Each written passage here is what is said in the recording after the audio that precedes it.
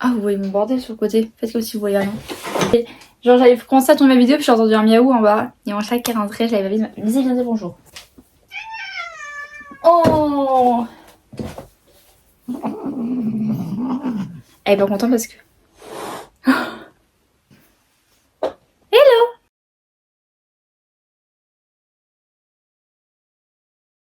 Aujourd'hui, on se retrouve pour la vidéo présentation de mon livre.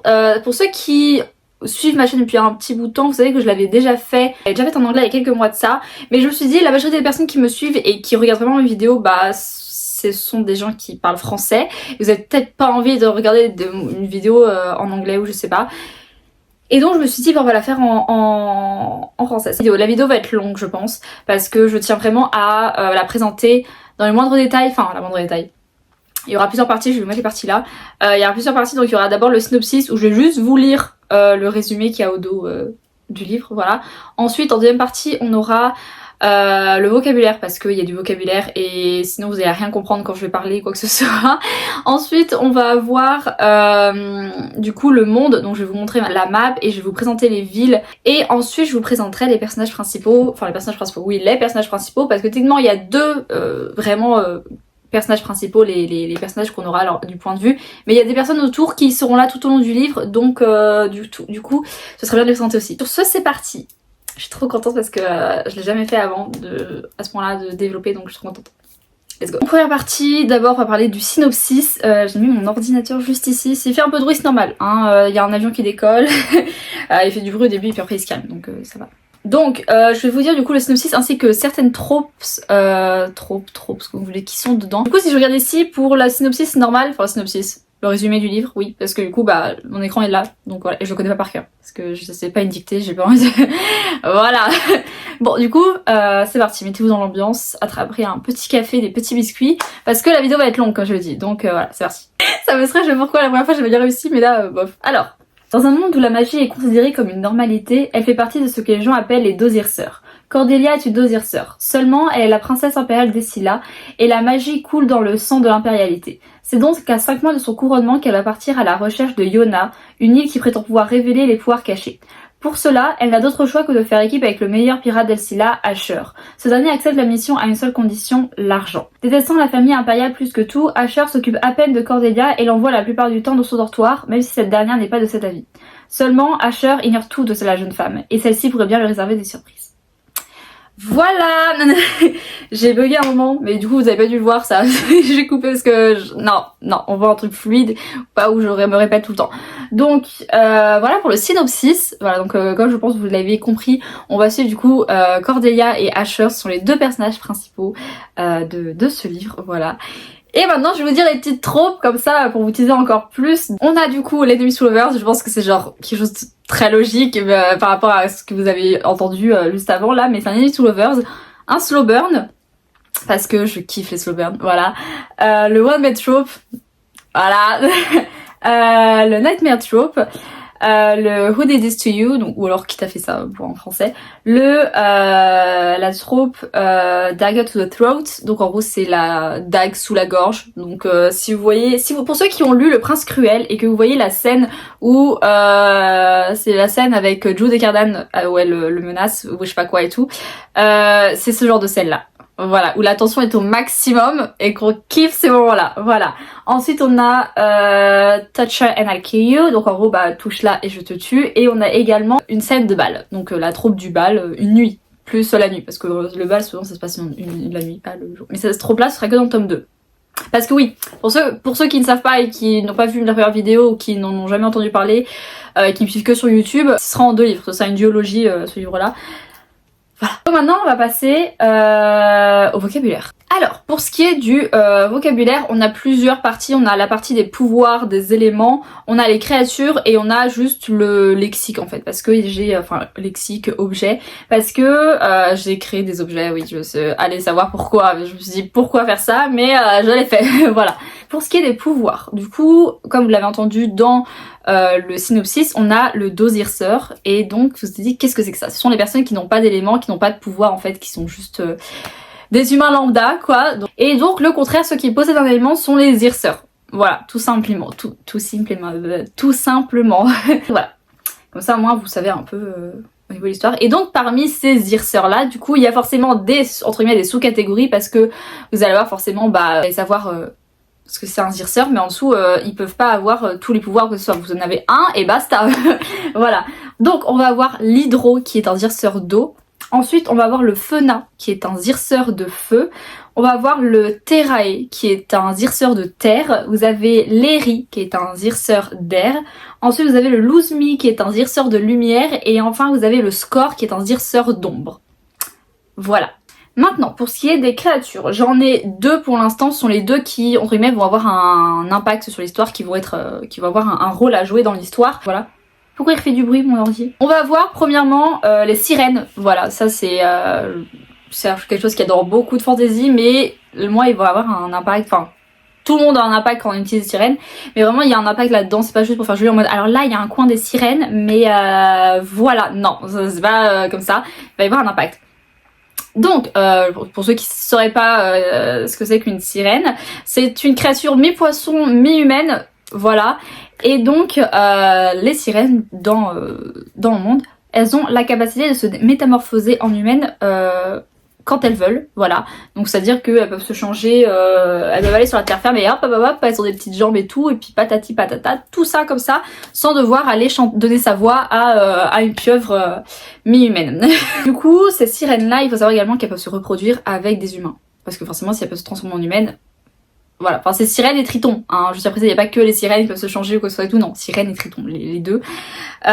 Donc voilà, donc du coup, ce qui fait qu'après les enfants qui naissent de cette union-là peuvent ou ne peuvent pas être sirènes. En gros, ils peuvent très bien être une union de ces deux-là, mais sauf qu'ils peuvent très bien ne pas être une sirène, tout simplement. Voilà, c'est le hasard. Ensuite, du coup, on a le Sargonar, voilà, donc ça c'est une créature que j'ai inventée qui doit sûrement exister, mais juste j'ai donné un nom différent juste pour avoir un nom différent, voilà. Le Sargonar est une créature mythique, légendaire, qui aurait la mission de protéger l'île de Yona, que vous avez entendu dans le Sims 6 que je montrerai après, et qui serait protéger Yona de toute personne qui s'en approcherait trop près, donc que ce soit les pirates, les bateaux de base, enfin vraiment n'importe qui s'approcherait trop près. Le Sargonar possède deux pouvoirs, l'eau, donc par sa bouche, donc c'est-à-dire que vous voyez les dragons par exemple ça crache du feu, bah ça crache de l'eau. Voilà, mais croyez pas c'est un petit jet d'eau, hein, croyez pas. Et le pouvoir d'invocation en fait qui sort du coup de sa tête, vous voyez sur le niveau de son front, au-dessus de sa tête il a un petit triangle ou je sais pas un petit point, et piou. Ces écailles sont dotées d'une sorte de magie qui permettrait de guérir n'importe quelle blessure. Voilà, tout simplement, c'est l'écaille magique. donc voilà. Il vit principalement sous l'eau, mais il vit très bien aussi sur terre, il n'y a pas de souci. Mais la majorité du temps, comme il doit surveiller Yona, l'eau c'est son meilleur ami. Voilà. Du coup, il peut respirer sous l'eau. Voilà, il n'y a pas de souci parce que sinon, un peu con, quoi. La créature mythique qui se fait démasquer au bout de 2 secondes parce qu'elle a voulu reprendre sa respiration, c'est pas le truc plus intéressant. Le Sargonar mesure environ 55 mètres de long. Oui, 55 mètres. Je voulais faire un truc grand mais pas trop grand non plus, j'en avais parlé avec un de mes potes et puis quand je lui ai dit qu'au début je voulais faire 75 mètres ou je sais plus quoi, il fait c'est grand quand même. J'ai fait ok on va faire plus petit, du coup j'ai fait 55. Ça me paraissait bien, je trouve. C'est grand mais je trouve que c'est proportionnel. Voilà. Hors de Yona du coup il a des écailles bleu gris, enfin bleu argenté, il a des écailles bleues avec des reflets argentés. Voilà. Et en dehors de l'eau, quand il sort de l'eau entièrement, voilà, ces écailles qui sont bleues avec des reflets argentés se transforment en un blanc. Mais genre un blanc pur, vous voyez, même pas aussi blanc que ça, genre vraiment c'est un blanc pur, vous voyez, un blanc un peu, je dirais un peu perle nacré, vous voyez, genre, vous voyez un peu le délire, vous voyez, ça ressemble à peu près à ça.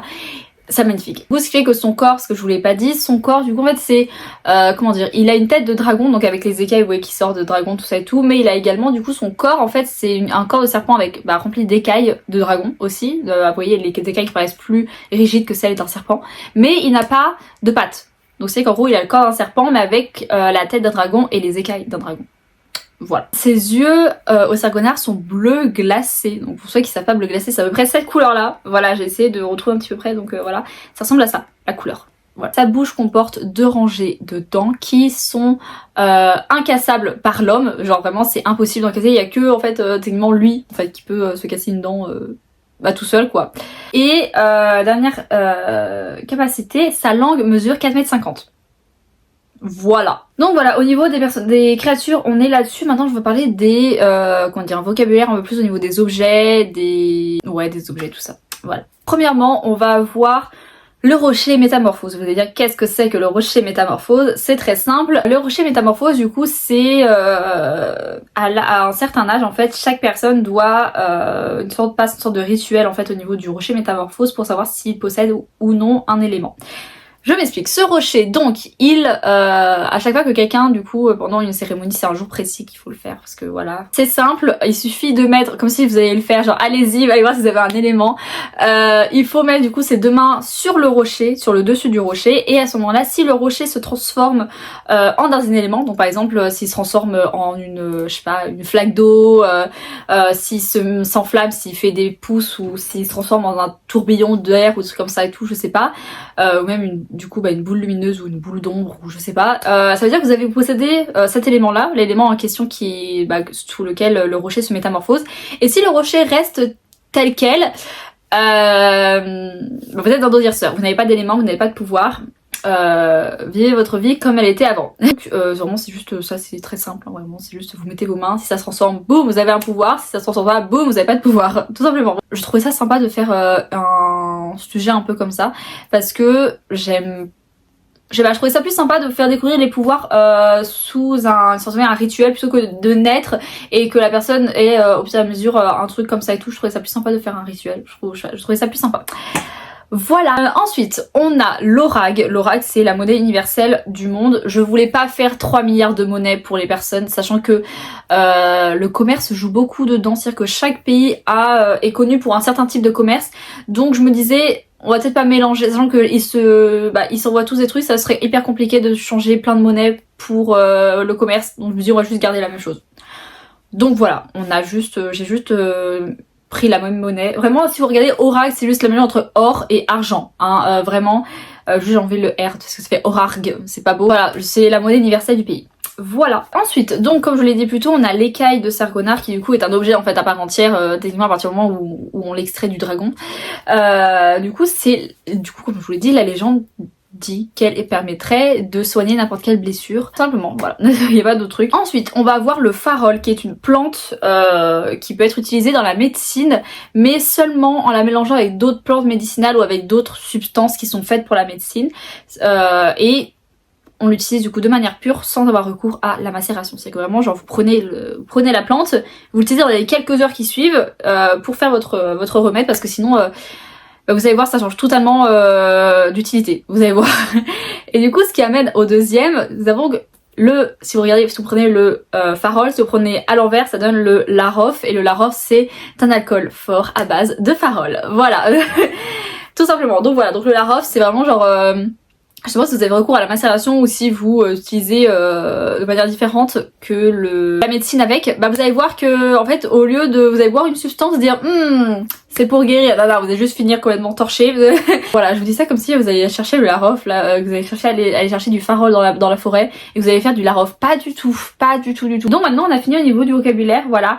Et maintenant on va passer aux histoires des villes qui va être la partie la plus longue, mais c'est pas grave. Là, je pense que je vais me décaler. Juste ici, du coup, vous avez la map, voilà, que j'ai créée sur Incarnate. C'est un site internet qui est gratuit pour ce que j'ai fait. Après, si vous voulez avoir d'autres petits outils, il faut payer bien sûr. Et vous pouvez pas le commercialiser. C'est-à-dire qu'en gros, si vous faites une map là-dessus, dans tous les cas, cette map reste là-dessus. Mais que moi, si je fais cette map là, il faudrait que je la refasse après, je sais pas, à la main ou sur un site, un logiciel où je crée moi-même, parce que je ne pourrais pas la commercialiser. Donc cette map là, on va commencer, je pense, avec Bozerva. Je pense que ça peut être sympa. Donc c'est une des principales villes aussi du monde en fait. Comme vous pouvez voir, c'est sur une surface qui est très blanche parce que tout simplement en plein dans la neige, la glace, tout ça. C'est gouverné par une reine, donc c'est un rénome. Et j'ai appris il y a pas longtemps un an peut-être, qu'on pouvait dire un rénome et pas qu'un royaume. Donc c'est un rénome qui est dirigé seulement par une reine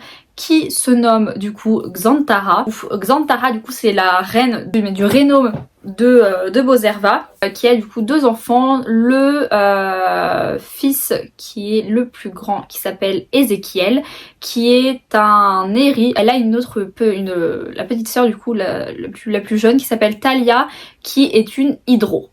Voilà. Donc, ensuite pour ce qui est du coup du paysage de Bozerva, donc on est sur, comme vous avez pu voir, ça se situe au nord de la map. Elle possède un climat très glacial, c'est principalement composé de montagnes et de forêts de sapins enneigées, donc très joli, voilà, et de glace.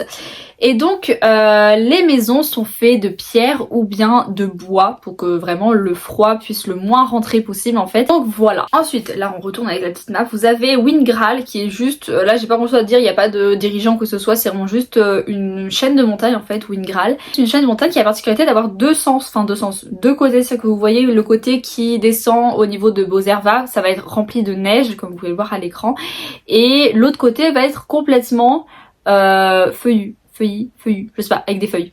Voilà. Les montagnes sont tellement hautes que du coup le climat ne passe pas hyper facilement. Je trouve ça hyper joli en plus d'avoir une différence comme ça. Donc voilà, là-dessus j'ai pas grand chose à dire.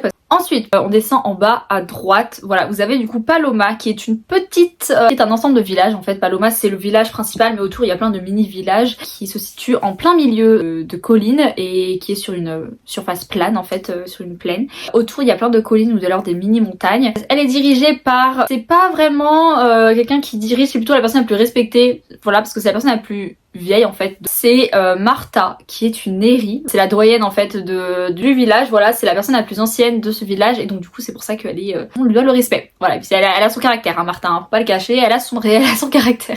Voilà, donc ça c'est pour Paloma. Ensuite, donc nous allons maintenant à Teruven qui est tout en bas. Voilà, tout en bas, qui est une des grandes principales villes également qui fait partie de ce système de commerce qui du coup est relié à toutes les autres villes autour.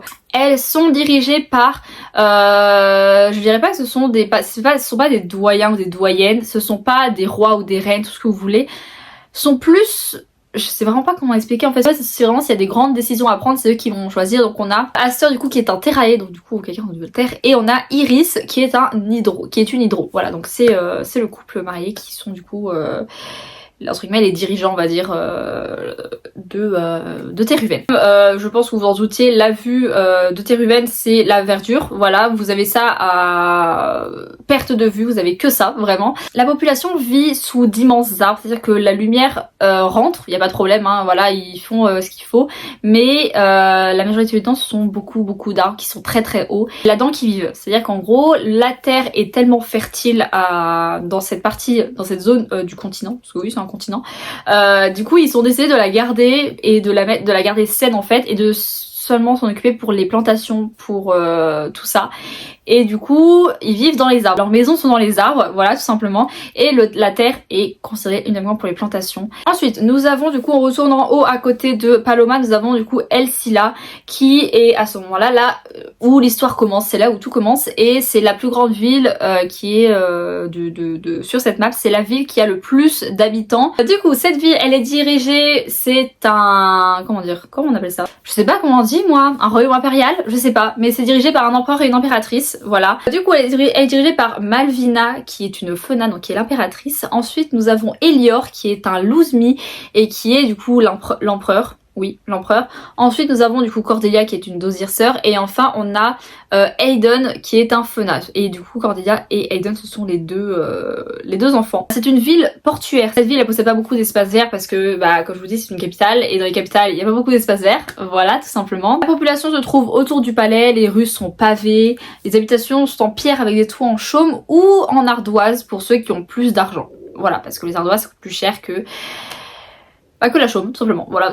Donc voilà, ensuite nous passons de l'autre côté, dans l'autre petit continent. On va parler de Porlani, qui est une ville portuaire très petite, qui est un peu, comment dire, pas inutile, mais c'est un peu c'est la seule ville portuaire du pays, si on ne compte pas Arbol, parce que Arbol, vous allez voir, c'est toute autre chose. Une ville qui est très petite, qui ne contient que des hôtels, des restaurants et quelques habitations. Voilà, mais les habitations, ce sont seulement les habitations des personnes qui travaillent en fait à Porlani. C'est-à-dire que si vous voulez habiter à Porlani, il faut d'abord que vous ayez un job là-bas et ensuite vous pourrez construire votre maison. C'est tout un truc, voilà. Et donc elle est dirigée par un maire qui s'appelle Paul, qui est un dosir sœur. C'est vraiment juste composé d'hôtels, de commerces, de restaurants, de bars, voilà, à plein de prix différents, donc c'est vrai que ça peut être, la plupart du temps c'est pas hyper cher. Vous avez quand même des gens qui arnaquent et forcément ça coûte une blinde à ce moment-là. La ville est traversée par un canal qui mène du coup à Doucevo et c'est le seul moyen par la mer. Après si vous voulez y aller par la terre, il y a différentes façons, mais par la mer avec un bateau, c'est le seul moyen. Je sais pas ce que je dois dire là-dessus parce que Porlani, bon c'est une ville un peu ennuyante, il va pas se passer grand chose là-bas, donc bon.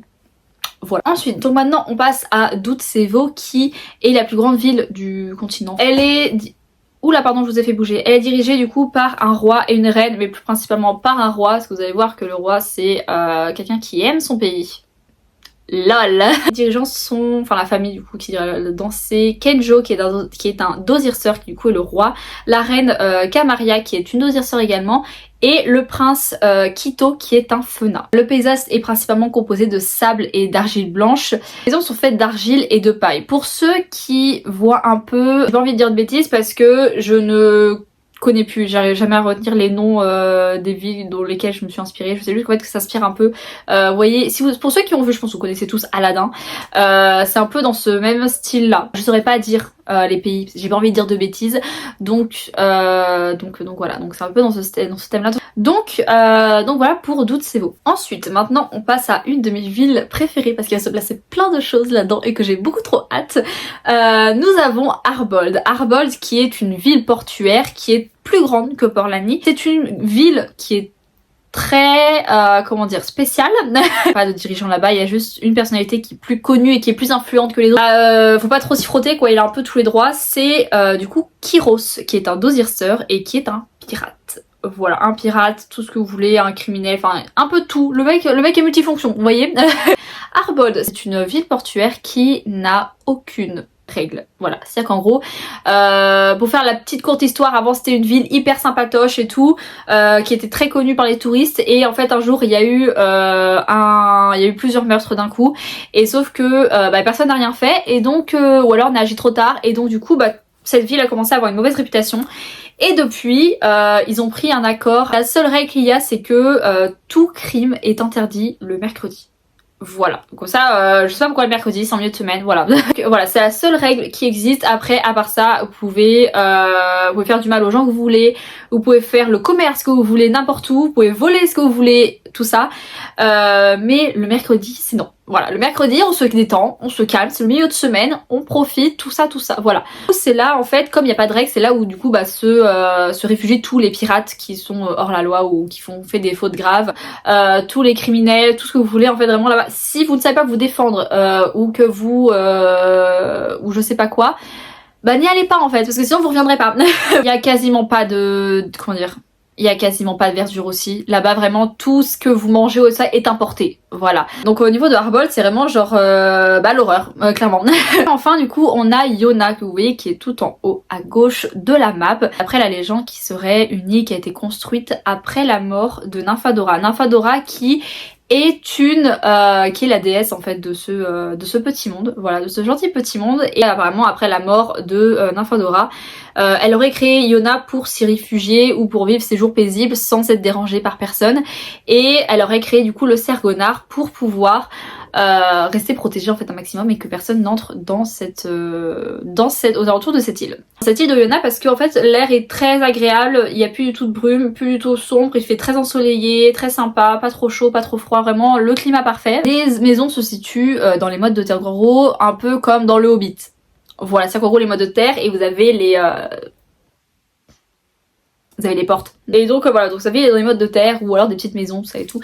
Et après vous avez tout le reste comme vous voyez à l'écran. Donc voilà pour Yona. Maintenant on va passer aux personnages principaux et personnages à côté que vous allez voir. Mais je vais plutôt vous présenter les personnages principaux, pas les personnages secondaires, parce que ça sert un peu à rien pour l'instant. Vous les découvrirez quand vous lirez le livre, voilà. Donc on va commencer d'abord par les filles. Je pense que je vais vous présenter la première personne qu'en plus vous n'allez pas trop voir dans le tome 1 mais qui sera plus présente dans le tome 2. Vous avez premièrement Nerina qui est une Eri, voilà. Et voilà, vous la verrez pas trop dans le tome 1, elle servira un petit peu au début de l'histoire et tout. Mais après vous la verrez quasiment plus, vous la verrez peut-être à la fin ou quelque chose comme ça. Et dans le tome 2 par contre elle sera beaucoup plus présente, vous verrez, elle sera avec nous. Ensuite nous avons Junia qui est une Terae qui sera très présente là. Après les autres personnages vous allez voir ils sont vachement présents. Donc voilà, Junia qui est une Terae, qui est une personne que j'apprécie beaucoup, que j'aime beaucoup. Elle va avoir un rôle assez important dans l'histoire, notamment au niveau sur le plan de la médecine parce qu'elle est médecin, donc du coup médecin apothicaire, donc comment vous dire que ça c'est pratique quand quelqu'un se blesse d'avoir quelqu'un là-dessus sur l'équipage, donc voilà. Ensuite nous avons Victoria qui est une dosierceur mais qui maîtrise les armes blanches comme personne. Vraiment, pour vous donner un truc, c'est une tueuse à gages au service de Xantara, donc de Bozerva, et c'est là où elle vit. Donc voilà. Ensuite nous avons Zephyra qui est une hydro, donc voilà, qui fait partie de l'équipage également, qui sera beaucoup là, qui sera beaucoup présente et tout. Donc voilà, donc on a elle qui est une personne assez badass aussi. De toute façon je vais vous le dire, hein, toutes les filles là-dedans sont des badass de ouf, qu'elles soient timides ou pas, c'est des badass. Ensuite, ça c'est un de mes personnages que j'aime beaucoup aussi, c'est un que ma mère adore au niveau de la tête. Nous avons Seraphina qui est une Fena, je pense que ça se voit au niveau de ses yeux, au niveau de sa couleur de cheveux et tout. Voilà, donc on a Seraphina qui, elle par contre, c'est une Fena, et comment vous dire que le feu c'est pas juste son pouvoir, hein. C'est-à-dire que vraiment elle a le sang chaud, c'est une personne qui a du caractère, qui ne se laisse pas marcher sur les pieds. Et enfin du coup on a Cordelia qui est une dosierceur comme vous le savez. Donc voilà, c'est du coup la princesse impériale d'Esila, le personnage principal de l'histoire que je kiffe beaucoup trop. Voilà, j'adore comment j'ai réussi à faire les personnages. Pour ceux qui aimeraient savoir, j'ai fait les portraits sur Artbreeder, donc c'est un site qui permet de créer en fait des personnages comme ça et tout. Et je sais que ça va paraître hyper compliqué, mais en vrai c'est simple. Ce qu'il faut faire, c'est au début vous testez tous les outils quand vous créez un personnage, et une fois après ça sera tout seul, ça arrivera tout seul et tout. Donc voilà, maintenant on va passer aux hommes et je vais vous mettre le personnage principal en dernier. Premièrement nous avons Milo qui est un Fena, et vous allez vous dire mais c'est un gosse. Oui, c'est un gosse. Il y a 13 ans. Voilà, donc Milo est un petit enfant de 13 ans, oui, c'est très jeune, mais c'est pas grave, on a tous fait un naze à un moment.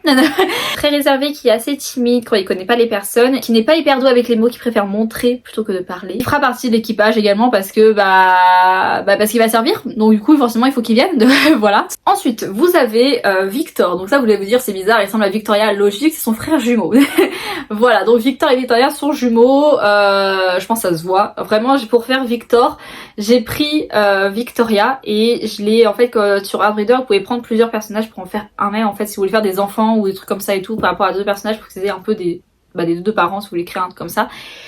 Et du coup ce que j'ai fait, j'ai pris Victoria et j'ai pris un autre personnage qui matchait un peu avec la vibe que je cherchais pour Victor, je les ai mélangés et après j'ai fait des retouches pour que ça donne ça. Voilà, c'est très joli je trouve. Donc Victor du coup, encore une fois c'est un dosierceur mais qui maîtrise les armes blanches également comme Victoria, puisque c'est encore un tueur à gages au service de Xantara. Mais il manie surtout très bien la hache, c'est-à-dire que monsieur est très doué pour les lancers de hache, pour les combats rapprochés avec la hache. Alors vraiment, la hache, s'il devait choisir un truc, ce serait la hache. C'est beaucoup trop de fois la hache. Ensuite, un de mes personnages préférés, encore une fois, nous avons Sébastien, juste ici, qui est un Eri. Ce personnage-là, encore une fois un peu comme Seraphina, sans chaud, qui est très le mec un peu imbu de lui-même, vous voyez, c'est que le mec sait qu'il est beau, il sait qu'il plaît et il s'en cache pas et il en profite, voilà. Un peu impulsif aussi, le mec est très impulsif, c'est-à-dire que je vous l'ai déjà montré dans un des TikTok aussi, si vous ne suivez pas sur TikTok, juste ici, TikTok. Voilà. S'il aime quelqu'un, enfin comment dire, s'il aime pas quelqu'un, piou piou piou, s'il aime quelqu'un, piou piou piou pour cette personne. Voilà, ouais, le mec est un peu impulsif, vous voyez. Ensuite, nous avons Alexander qui est un hydro et qui est un peu mon chouchou, vous voyez, comment dire, un peu le chou, un peu le golden retriever de l'équipage, c'est-à-dire que monsieur est toujours là à dire la bonne humeur, à faire plein de blagues, et qui est ami avec tout le monde, vous voyez, qui veut faire ami, mais vous en faites pas que quand il faut pas être gentil, il l'est pas, il y a pas de souci, il sait ne pas l'être. C'est le copain de Junia. Voilà, ils sont ensemble, ils se sont rencontrés il y a quelques années et tout, et maintenant ils sont ensemble et ils sont beaucoup trop choux tous les deux, vraiment je kiffe. Le seul couple en fait qui existe déjà à la base au début de l'histoire, après tous les couples ne sont pas encore formés, donc voilà. Et enfin nous avons notre personnage principal, Asher. Asher qui est un dosierceur, et ouais vous allez vous dire waouh, le personnage principal est un dosierceur, il n'a pas de pouvoir. Et oui, Bah ouais, c'est voilà, c'est un peu le moral grey de l'histoire. C'est-à-dire que comment dire, c'est pas vraiment un moral grey parce qu'en fait techniquement il peut avoir des émotions, il y a pas de souci, mais la plupart du temps il fait la gueule. Voilà, la plupart du temps il sourit pas beaucoup, il s'ennuie à la plupart des trucs et tout, donc voilà. Il est un peu aussi impulsif quand il faut, il est très renfermé sur lui, il parle pas beaucoup de sa vie, enfin bref, le mec un peu mystérieux, vous voyez. Alors, on est bon, on est bon. On va remettre au centre si j'y arrive, enfin si j'y arrive, si je peux. Voilà, ça fait tellement du mal d'être au centre. Du coup, c'est la fin de cette vidéo, j'espère qu'elle vous aura plu. Si c'est le cas, n'hésitez pas à mettre un pouce bleu, à vous abonner, à partager cette vidéo. Donc du coup, sur ce, moi je vous retrouve dimanche, normalement, pour une nouvelle vidéo. Voilà, voilà. Et je vais essayer de faire des vlogs écriture, parce que il faut que je reprenne l'écriture, et j'ai plein de plans pour écrire. Donc voilà, donc du coup, je vous retrouve dimanche pour une nouvelle vidéo.